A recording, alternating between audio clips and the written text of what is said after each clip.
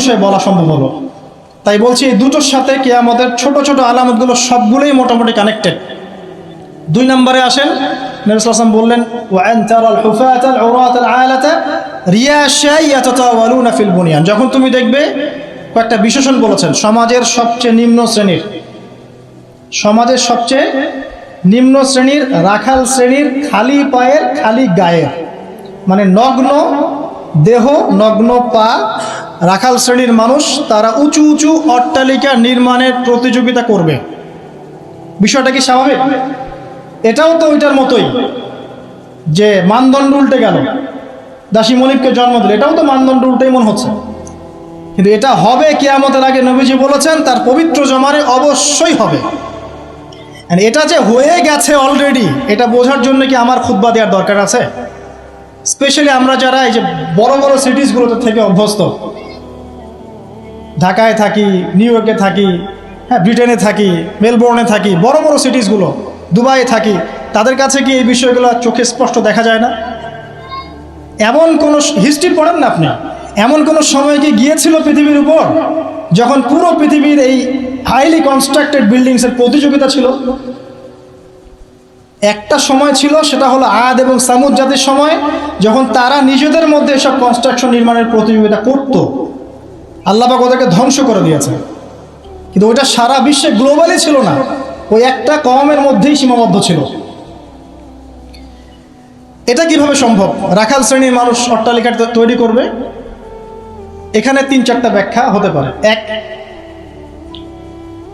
ওই রাখাল শ্রেণীর মানুষের কাছে এমন কিছু ধন সম্পদ করতলগত হবে, ওই যে আমরা বলি হেরিটেজ, মানে কি বলি, গুপ্তধন, এই টাইপের কিছু সম্পদ তারা পাবে রাখাল শ্রেণীর মানুষ, এবং এগুলো দিয়ে তারা উঁচু উঁচু অট্টালিকা নির্মাণের প্রতিযোগিতা করবে।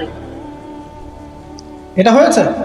এক সময় যাদের খাবার টাকা ছিল না, পায়ে স্যান্ডেল ছিল না, গায়ে জামা ছিল না, আল্লাহ পাক ব্ল্যাক গোল্ড দিয়ে দিয়েছেন, অয়েল, ব্যাস সেল করো আর অট্টালিকা নির্মাণ করো, সেল করো আর অট্টালিকা নির্মাণ করো। হয়েছে না এটা মিডল ইস্টে? মধ্যপ্রাচ্য এটা বাস্তব সাক্ষী। 2, হতে পারে ব্যাখ্যা এমন যে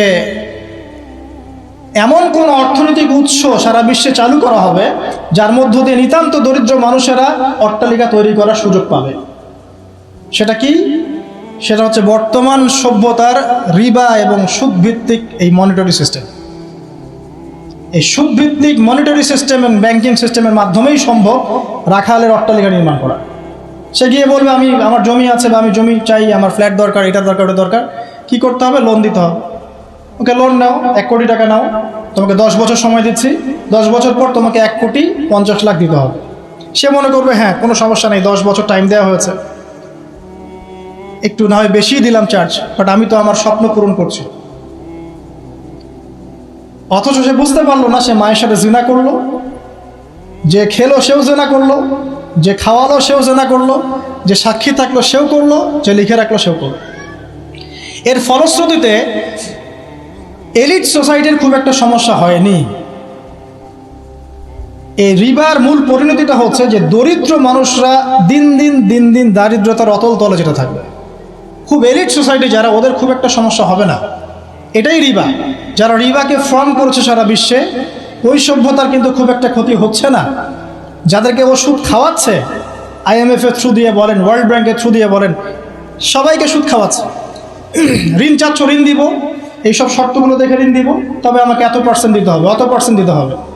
এখন এই পার্সেন্টেজের টাকাটা কত টাকা, এই টাকাটা কি আমাদেরকে দিতে হবে না? অতএব এখানে সুদ আমরা খাচ্ছি, খেতে হচ্ছে। সারা ওয়ার্ল্ড এভাবে চলছে। এখন আপনি কি ওয়ার্ল্ডের বাইরে যেতে পারবেন? পারবেন না। তো সারা বিশ্বে এভাবে এই সুদভিত্তিক মনিটরি সিস্টেমের মধ্য দিয়ে দরিদ্র শ্রেণীর মানুষকে উঁচু উঁচু অট্টালিকা নির্মাণের সুযোগ করে দেওয়া হয়েছে। সংক্ষেপে বললাম। আরেকটা ব্যাখ্যা হতে পারে, এবং আমার কাছে এই ব্যাখ্যাটা খুব ভালো লাগে, সেটা হলো দুর্নীতি এবং করাপশনের মধ্য দিয়ে কালো টাকা অর্জন করে সেই টাকা দিয়ে দরিদ্র রাখাল শ্রেণীর মানুষ উঁচু উঁচু অট্টালিকা নির্মাণ করবে। এটার জাজল্যমান প্রমাণ এখনকার যত মুসলিম কান্ট্রি আছে সবগুলো মুসলিম কান্ট্রি করাপশনের মধ্য দিয়ে, কালো টাকার মধ্য দিয়ে, জুলুমের মধ্য দিয়ে মানুষের টাকা আত্মসাতের মধ্য দিয়ে, সরকারি মাল আত্মসাতের মধ্য দিয়ে কোটি কোটি টাকার মালিক হয়েছে, কালো টাকা সব। এবং এটা একটা বড় অংশ পাচারও করা হয়ে গেছে। তো তিনটা ব্যাখ্যায় মিলাতে পারবেন আপনি। কিভাবে একজন রাখাল শ্রেণীর মানুষ উঁচু উঁচু অট্টালিকা নির্মাণ করতে পারে? হয় তার কাছে গুপ্তধন সে প্রাপ্ত হবে আল্লাহর পক্ষ থেকে, অথবা সে সুদভিত্তিক ব্যাংকিং সিস্টেমের মধ্যে দিয়ে এটা করবে, অথবা সে জুলুম এবং করাপশনের মধ্য দিয়ে এটা করবে। তবে শেষ কথা হচ্ছে, সবকিছু করার পরেও কিয়ামত পর্যন্ত এই হাদিসে জিবরিলে তার নাম রাখালি থেকে যাবে, রাখালি থেকে যাবে, রাখালি থেকে যাবে। আপনি কি বুঝতে পারছেন? সম্মান দেওয়ার মালিককে। যত কিছুই করুক না কেন, কিয়ামত পর্যন্ত এই হাদিসের মধ্যে ওদেরকে এই নামেই ডাকা হবে, ওয়ান তারাল হুফাতাল উরাতাল আলাতা রিয়াশাই ইয়াতাতাওয়ালুনা ফিল বুনিয়ান, এভাবেই ডাকা হবে। এই সায়েন্সগুলো নবী সাল্লাল্লাহু আলাইহি ওয়াসাল্লাম বলেছেন। এর পাশাপাশি আর অনেক কথা তিনি বলেছেন। মানুষের মধ্যে ধর্মীয় জীবন থেকে ইসলাম আস্তে আস্তে সংকীর্ণ হয়ে আসবে, উম্মার মধ্যে ফাটল বাড়তে থাকবে, মানুষ দ্বীনের জ্ঞান অর্জনকে খুব একটা মূল্যায়ন করবে না, ইলম উঠে যাবে, আলেম ওলামাদের মৃত্যু হবে, ওলামাদের উপর জুলুম আসবে, জাহেলদেরকে মানুষ আলেম রূপে গ্রহণ করা শুরু করবে,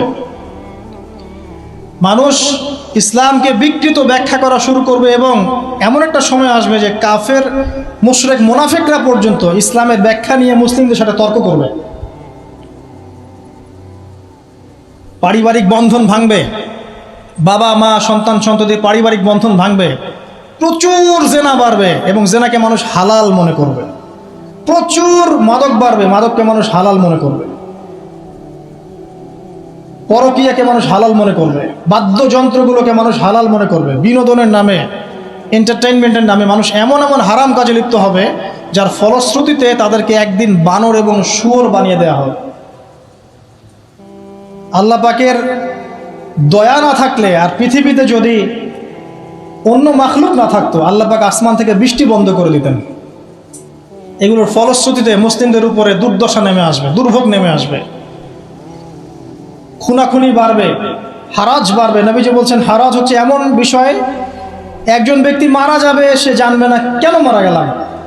একজন ব্যক্তিকে মেরে ফেলা হবে, যে মারবে সেও বুঝতে পারবে না কেন তাকে মারছি, আর যে মারা যাবে সেও বুঝতে পারবে না কেন আমাকে মারল।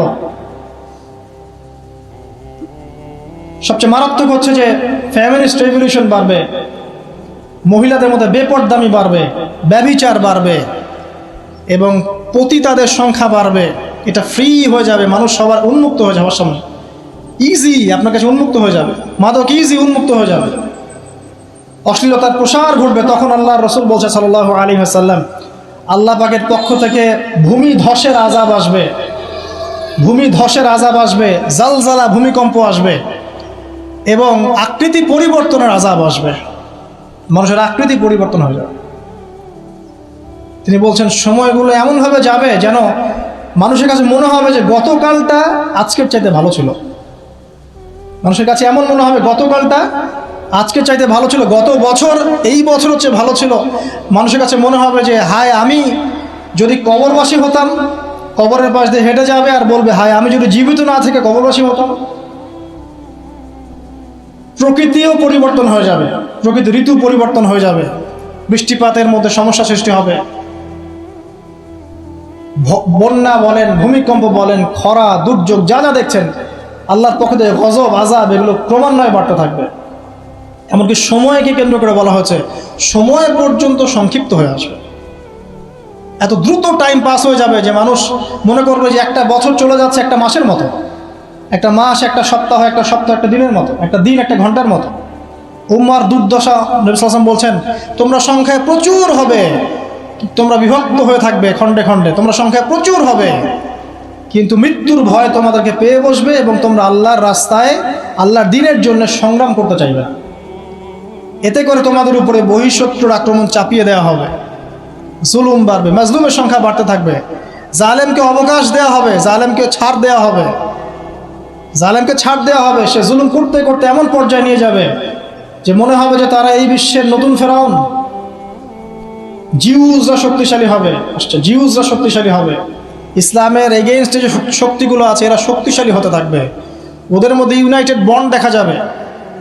স্পেশালি জেরুজালেমের কথা এসেছে যে ওই জায়গাটা শক্তিশালী হবে।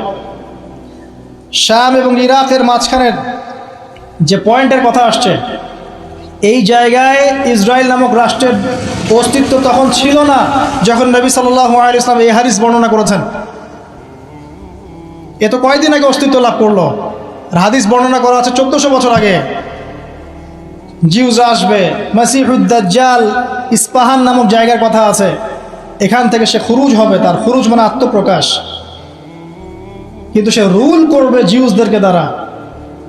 এবং জিউসরা এখন কোথায় শক্তিশালী এটা আপনারাই চিন্তা করে দেখেন, সারা ওয়ার্ল্ডে তারা কি করছে।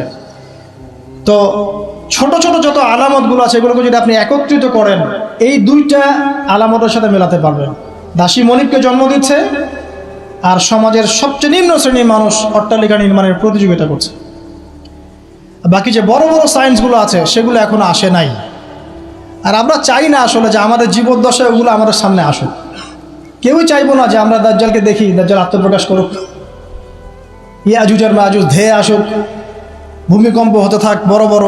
আমরা চাইবো না যে ইয়েমেন থেকে আগুন বের হয়ে আসুক, আমরা সেখানে থাকি।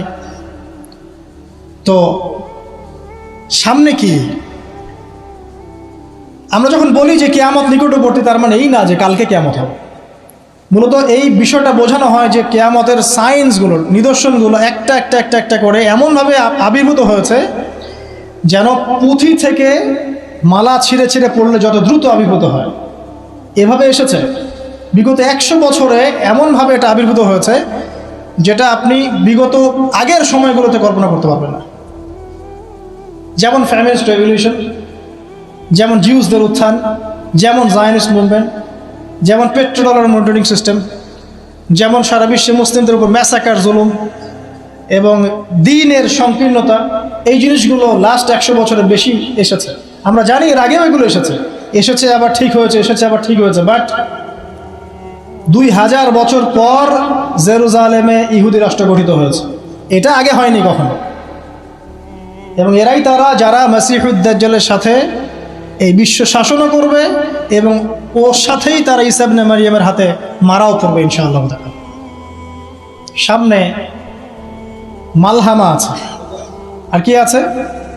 মহাযুদ্ধ আছে, জেরুজালেমের উত্থান আছে, জিউসদের উত্থান আছে, দাজ্জালের শাসন আছে, ইমামুল মাহদির আগমন আছে, তার হাতে মুসলিমদের বিজয় আছে, ঈসা ইবনে মারইয়ামের আগমন আছে, তার হাতে দাজ্জালের নিহত হওয়ার ঘটনা বাকি আছে, ঈসা ইবনে মারইয়ামের হাতে জেরুজালেম থেকে ওয়ার্ল্ড ওয়াইড ইসলামিক শাসন এখনো বাকি আছে, ইয়াজুজ আর মাজুজের আগমন বাকি আছে এবং ওদের ধ্বংস বাকি আছে। এরপরে পুরো বিশ্বে ইসলামের শান্তির সুবাতাস বয়ে যাওয়াটা বাকি আছে। তারপরে আলামতুস সাআ, পশ্চিম দিক থেকে সূর্য ওঠাটা বাকি আছে। তারপরে ইনশাআল্লাহ তাআলা এত দ্রুত কিয়ামত হবে, নবীজি বলছেন একজন ব্যক্তি আরেকজন ব্যক্তির সাথে কাপড় নিয়ে ব্যবসা করতে বসবে, কাপড় খুলে দেখাবে, গোটানোর আগেই কিয়ামত শেষ। একজন ব্যক্তি উটের দুধ দহন করবে, দুধ পান করার আগে কিয়ামত শেষ। তারপরে তিনি ইনস্ট্যান্ট বোঝাতে এই শব্দ ব্যবহার করছেন, এক গ্লাস পানি খাওয়ার জন্য গ্লাসটা উপরে নিবে, পানি ঢোক গেলার আগেই কিয়ামত শেষ। এত দ্রুত এই পুরো মহাবিশ্ব ম্যাসাগাড়ি ব্লাস্ট হয়ে যাবে। আমরা ওই দৃশ্য দেখতে চাই না। তাহলে এখন এই যে সামাজিক অরাজকতাগুলো চলছে, কিয়ামতের নিদর্শনগুলো চলছে, এগুলো সব কি আল্লাহর দেয়া গজব, নাকি আমাদেরও কোনো ভূমিকা আছে? আল্লাহ পাকের মুখ থেকেই শোনেন। আল্লাহ পাক বলছেন সূরা রুমের মধ্যে, আল্লাহ পাক বলছেন যহরাল ফাসাদু ফিল বাররি ওয়াল বাহরি বিমা কাসাবাত আইদিন নাস, জলের স্থলে যত বিপর্যয় ছড়িয়ে পড়েছে এগুলো মানুষের হাতের কামাই। ঢাকা শহরে একটা মেয়ে রিক্সায় করে যাচ্ছে তার বয়ফ্রেন্ডের সাথে, তারপরে সে আর বাসায় ফিরলো না, মা হাউমাউ করে কাঁদছে, মেয়েকে আর খুঁজে পাওয়া গেল না, ধরে নেওয়া হচ্ছে মেয়েটা নাই, নিখোঁজ, হয়তো তার রেপ হয়েছে বা ডেড হয়েছে। আর মা স্টেটমেন্ট দিচ্ছে সাংবাদিককে যে আমি ছেলেটাকে বললাম তুমি যদি মেয়েকে ভালোই বেসে থাকো তাহলে মেয়েকে বাসায় পৌঁছে দিলেন না কেন? এই মায়ের কাছ থেকে আপনি কেমন সন্তান আশা করছেন? সে তার মেয়ের অবৈধ বয়ফ্রেন্ডকে সে বলছে তুমি যদি মেয়েকে ভালোই বেসে থাকো তাহলে মেয়েটাকে একা একা রিক্সা ছেড়ে দিলে কেন, বাসায় পৌঁছে দিতে পারলাম না? কি বলবো বলেন? পরিণতি সব কিছু আল্লাহ পাকের পক্ষ থেকে আসে, এটা তো সত্যই। কিন্তু আল্লাহ রাব্বুল আলামিন কখনো কখনো আমাদেরকে আমাদের পাপের শাস্তি দুনিয়াতেই দিয়ে থাকে। যেমন কর্ম করেছি তেমন ফল ভোগ করতে হবে তো। সুদ খেয়েছেন, এখন দারিদ্রতা বরণ করতে হবে তো। ধর্ম নিয়ে বাড়াবাড়ি করেছেন, উম্মার ঐক্য তো নষ্ট হবেই। আমি যখন দুর্নীতি করছি আমাকে একদিন ধরা পড়তেই হবে। আমি চুরি করেছি আমাকে তো পিটুনি খেতেই হবে। আমি ডাকাতি করছি আমাকে তো পিটুনি খেতেই হবে। আমি রেপ করেছি আমাকে শাস্তি পেতেই হবে। একটা মেয়ে কয়েকটা ছেলের সাথে অ্যাফেয়ার, কয়েকজন মিলে প্ল্যান করলো যে তাকে শিক্ষা দিবে, তাকে সারপ্রাইজ দেওয়ার কথা বলে একজন বয়ফ্রেন্ড তাকে ডেকে নিল, নির্মমভাবে তাকে হত্যা করলো। 3 জন মিলে লাশ ফেলে দিয়ে চলে গেছে। 3 জন মিলে করেছে না একাই করেছে সেটা প্রশাসন খুঁজে বের করবেন। আমরা অনলাইনে দেখছি যে মেয়েটা ডেড, এবং সেটা রংপুর এরিয়ার ঘটনা, ঢাকা শহরের কথা না। রংপুর তো অনেক দূরের জায়গা, ওটাকে আমরা গ্রামই মনে করি নাকি ঢাকার হিসাবে। দেখেন কর্মের ফল নয় কি এগুলো? মদ খাচ্ছেন দেদারসে, তাহলে আপনাকে তো সারা জীবন একটা ব্যাধি ভোগ করতেই হবে। আপনি তো ক্যান্সার হবেই, আপনার বড় বড় রোগ তো হবেই। আল্লাহর দিনকে বাদ দিয়ে আপনি অনৈতিক দর্শনের চর্চা করছেন, আপনাকে তো ফল ভোগ করতেই হবে। তো আল্লাহ পাক এটাই বলছেন, জহরুল ফাসাদু ফিল বাররি ওয়াল বাহরি, জলে স্থলে যত বিপর্যয় এগুলোর বেশিরভাগই মানুষের হাতের কামাই। পরিবেশ দূষিত করেছি আমরা, পুরো বিশ্বের পলিটিক্যাল সিস্টেম ধ্বংস করে দিয়েছি আমরা, ইকোনমিক সিস্টেমে সুদ দিয়ে দিয়েছি আমরা, ব্যক্তি জীবন থেকে দিনকে বিদায় করছি আমরা। আর দিনের কথা যারা বলছে টুকটাক টুটা ফোটা, এদেরকে আমরা বিভিন্ন সাম্প্রদায়িক ট্যাগ লাগিয়ে বয়কট করে দিয়েছি। যাও নাকে তেল দিয়ে ঘুমাও, দুনিয়াটা আমাদের, পরকাল তোমাদের, তোমরা পরকাল নিয়ে থাকো, দুনিয়া আমাদের। শুনে রাখো তোমরা, এই দুনিয়াও মুসলিমদের হতে যাচ্ছে অতি শীঘ্র ইনশাআল্লাহ। কত বছর এভাবে চলবে? 100, 200, 300, 400, 500, কিন্তু ইমামুল মাহদির আগমন সত্য, ঈসা ইবনে মারইয়ামের আগমন সত্য। ঈসা ইবনে মারইয়ামের হাতে সারা বিশ্বে সুশাসন কায়েম হবে, এটা ওই রকম সত্য যেমন সূর্য পূর্ব দিক থেকে ওঠে পশ্চিমে ডুবে যায়। আর এখন যা চলছে সারা ওয়ার্ল্ড ওয়াইড যা চলছে, এটা এমনই মিথ্যা, এমনই মরিচিকার মতো মিথ্যা, যেমন ওই যে ইব্রাহিম আলাইহিস সালাম বলেছিলেন, তুমি যদি রব হয়ে থাকো সূর্যকে পশ্চিম দিক থেকে উদিত করে দেখাও। তোমরা একটা মিথ্যা সানরাইজ দেখাচ্ছ সারা বিশ্বকে, এটা সানরাইজ নয়। সত্যিকারের সানরাইজ দেখাবেন ঈসা ইবনে মারইয়াম আলাইহিস সালাম ইনশাআল্লাহ তাআলা। তো সামনে এগুলো আছে। এখন এই যে পরিণতিগুলো হচ্ছে, এগুলো আমাদের পাপের ফল। এখন আমাদের কি করণীয় আছে? প্রথমত আমরা আগে নিজেকে নিয়ে ভাবি যে আমরা এসেছি একা, আমরা যাব একা। বিশ্ব বাদ দেন, পলিটিক্স বাদ দেন, অর্থনীতি বাদ দেন, বড় বড় শব্দ বাদ দেন, আগে নিজের কাছে আসে যে আমি নিজে ভাই পৃথিবীতে আসছি একা, আমাকে যাইতে হবে একা। এবং আমি যাব সাদা কাফন পরে কালো কবরে, তাই নয় কি? কালো নিকশ কালো কবরে আমি সাদা কাফন পরে যাব, তাই না? তাই আমি একটা কথা বলি, শোনেন। যখন অন্ধকার, ঘুটঘুটে অন্ধকার নিকশ কালো কবরের মধ্যে সাদা কাফন পরে মানুষ যাবে, তখন সাদা সাদা আর কালা কালা গানের আসল মর্ম উপলব্ধি করতে পারবে। মানে ভাই আছেন কেন? যখন সাদা কাফন পরে অন্ধকার নিকশ কালো অন্ধকার কবরে মানুষ যাবে না, ওই মোমেন্ট যখন মুনকার এবং নেকিরের সাথে দেখা হবে, নাকিরের সাথে মালাকুল মউতের সাথে সাক্ষাৎ হবে, তার আগে লাশ নিয়ে যাবে আর সে বলবে কোথায় নিয়ে যাচ্ছ আমাকে, কোথায় নিয়ে যাচ্ছ? ভয়ে আটকে উঠবে। মালাকুল মউতের চেহারা দেখেই ভয়ে আটকে উঠবে। সারা জীবন তো দিনের পরোয়া করে নাই, নামাজ কালামের তো খবর নাই, ইসলামকে 5 পয়সা মূল্যায়ন করে না, এবং ইসলামকে ধ্বংস করার জন্যে, মুসলিম সমাজের মধ্যে অশ্লীলতা ছড়িয়ে দেওয়ার জন্যে এই কাজগুলো করে বেড়াচ্ছে। যখন এই অবস্থা তাদের হবে এবং কবরে প্রশ্নগুলো করা হবে এবং হাতুড়ি দিয়ে পিটানো হবে, 70 গজ মাটির নিচে যখন আত্মা যাবে সিজ্জিনে, তখন বুঝে আসবে কোনটা সাদা ছিল আর কোনটা কালা ছিল।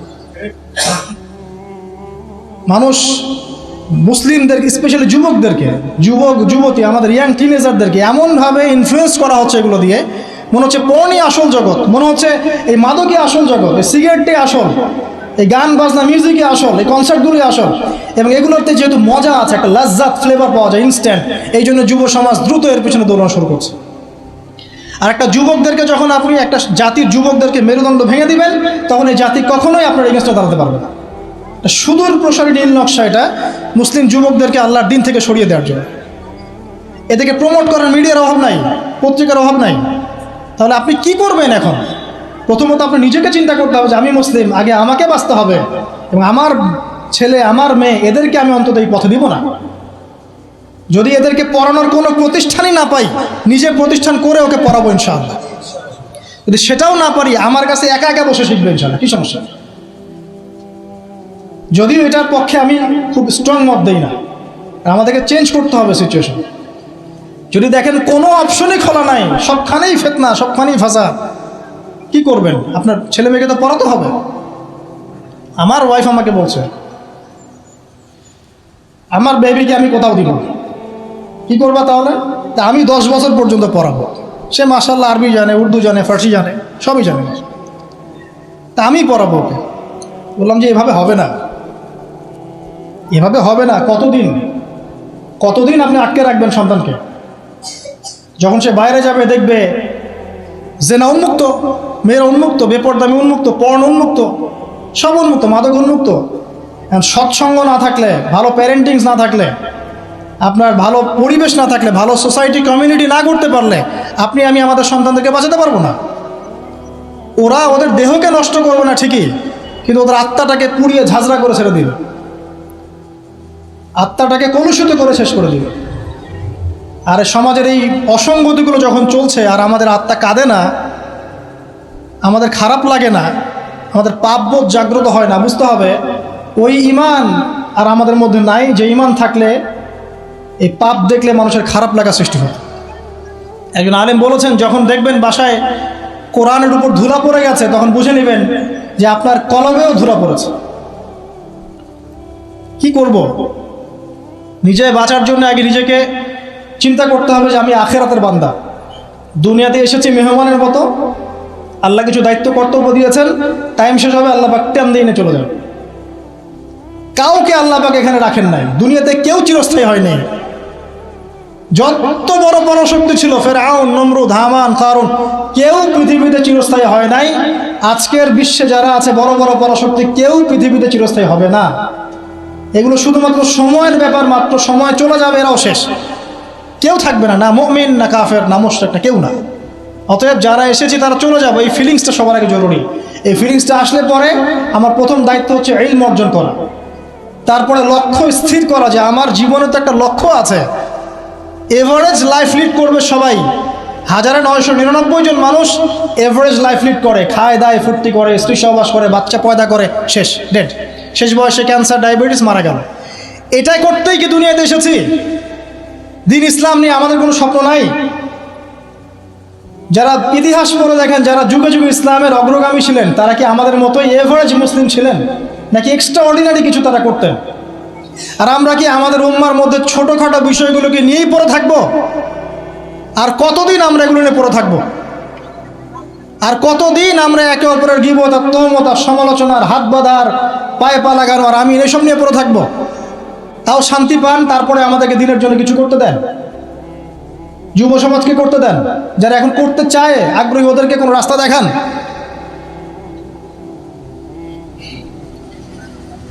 লক্ষ্য স্থির করতে হবে এবং কনস্ট্রাকটিভ কাজ করতে হবে।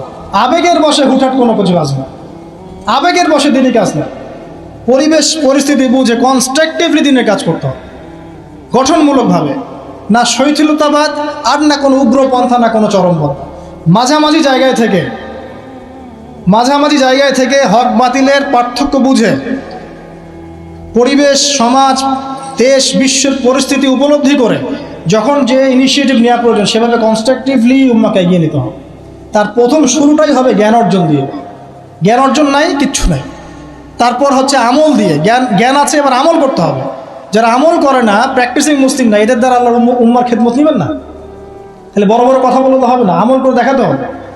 ইকোনমিক লাইফে হালাল হারাম বেঁচে চলতে হবে। পারিবারিক লাইফে নিজের স্ত্রী সন্তানদেরকে ইসলামিক এনভায়রনমেন্টে রাখতে হবে, পরিবেশ তৈরি করতে হবে। আমি যদি আমার পরিবারের মধ্যে দিনকে প্রতিষ্ঠা করতে না পারি, তাহলে কিভাবে আমি আমার উম্মার মধ্যে দিনকে নিয়ে চিন্তা করব, প্রতিষ্ঠা করব? হ্যাঁ, এটা হতে পারে, ইব্রাহিম আলাইহিস সালামের বাবা ইসলাম কবুল করেন না, এটা হতে পারে। নূহ আলাইহিস সালামের সন্তান ইসলাম কবুল করেন, এমনটা হতে পারে।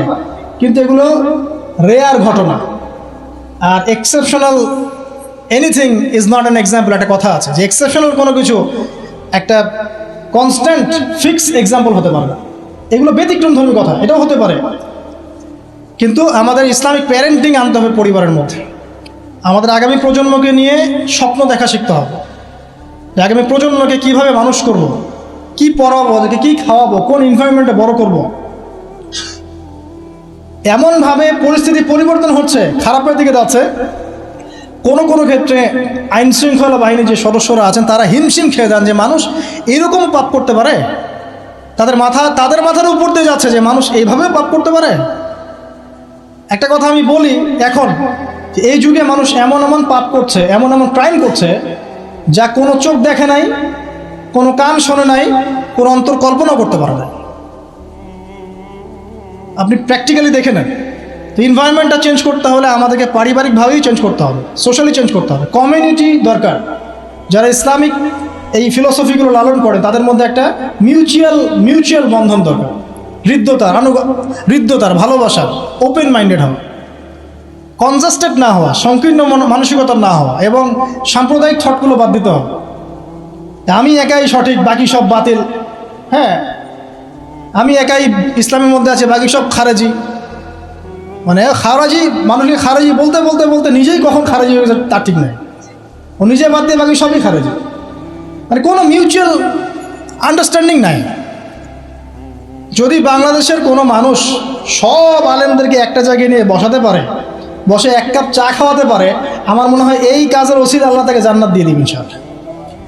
এটা এত কঠিন এবং এত বড় একটা কাজ যদি কেউ করতে পারেন আপনাদের মধ্যে, সব ওলামায়ে কেরামকে এক জায়গায় বসাবেন, বসে এক কাপ চা খাওয়ায় দেখান আমার, তারপরে দিনের কথা বলতে আসে, ঐক্যের কথা এবং আল্লাহর রাস্তায় অমুক তমুক পরে বলতে আসে।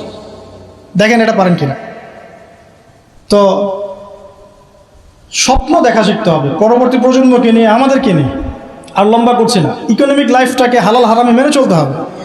যে যেখানে থাকবো, আমরা যদি গভর্নমেন্ট জব করি, বেসরকারি জব করি, বা কৃষিকাজের ক্ষেত্রে কাজ করি, বিজনেস করি, অনেস্টির পরিচয় দেওয়া দরকার। আগে একজন ভালো মানুষ হই, তারপরে ভালো মুসলিমের দিকে আসেন। আগে মানুষ তো হন, একজন ভালো মানুষ তো হই, একজন ভালো মানুষের মন লালন করি। এরপরে ইনশাআল্লাহ তাআলা দিনের যে জ্ঞান আপনি অর্জন করেছেন, আমল করেছেন, আপনি এখন পরিবার গড়েছেন, আলহামদুলিল্লাহ, হালাল হারাম মেনে চলছেন, ইসলামের দাওয়াত আপনি প্রচার করতে শুরু করেন। এবং সেটা মধ্যম পন্থায়, উগ্রপন্থায় না, শৈথিলতাবাদ প্রদর্শন করেও না। পলিটিক্যালি যারা আছে তাদের সাথে কোনো কনফ্লিক্টে যাবেন না, মানে রাষ্ট্রবিরোধী কোনো বিদ্রোহের দিকে কখনো যাবেন না। এতে কোনো কল্যাণ দেখা যায় না। যারা এই কথাগুলো বলে শুনতে খুব চটকদার মনে হয়, কিন্তু বাস্তবতা এমন নয়। বরং এতে রাষ্ট্রের ক্ষতি, জাতির ক্ষতি, উম্মার ক্ষতি হইবে। যতটুকু কাজ করার ফ্রি একটা অ্যাক্সেস আছে, এটাও দেখবেন কনজাস্টেড হয়ে বন্ধ হয়ে পড়ে আছে। অতএব এইসব উদ্ভট ফিলোসফির দিকে যাওয়ার প্রয়োজন নাই। বরং যারাই থাক, উত্তম নসিহত করেন, ভালো নসিহত করেন, ভুল হলে সংশোধন করে দেন গঠনমূলকভাবে। এরপরেও যদি না কথা শুনে, আলহামদুলিল্লাহ, ছেড়ে দেন। ফাযাক্কিরিনা মা আনতা মুযাক্কির লাস্তা আলাইহিম বিমুসাইতির। খালি উপদেশ দেন, আপনি উপদেশদাতা, আপনি তাদের প্রতি দারোগা নন। যার যার কর্মফল শেষে ভোগ করবে। আল্লাহ পাক বলছে, ওয়ালা নুযীকান্নাহুম মিনাল আযাবিল আদনা দুনা আযাবিল আকবার। যখন এরকম অন্যায়, অত্যাচার, পাপাচার চলতে থাকবে, আল্লাহ পাক বলছেন, তখন আমার পক্ষ থেকে আমি বড় আযাবের আগে, পরকালের বড় শাস্তির আগে দুনিয়াতে ছোট ছোট আযাব পাঠাতে থাকবো।